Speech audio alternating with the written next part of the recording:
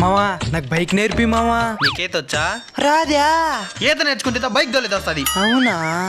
పర్లేదులే, నువ్వు నేర్చుకోవచ్చు. ఏం మావా? కొన్ని రకాల జంతువులకే పుట్టుకతో ఈత వచ్చేస్తుంది. అవును మావా, నేను నేర్చుకోవచ్చు. అర్థం కాలేదా? ఏంది చెప్పిన వేస్టేలే.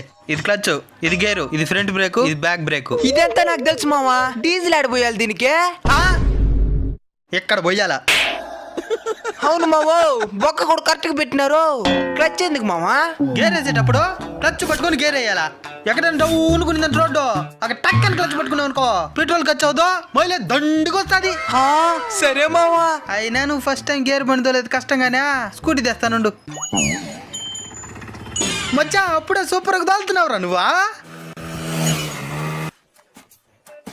మావా డౌను పట్ట క్లచ్ మైలేజ్ వస్తుందా?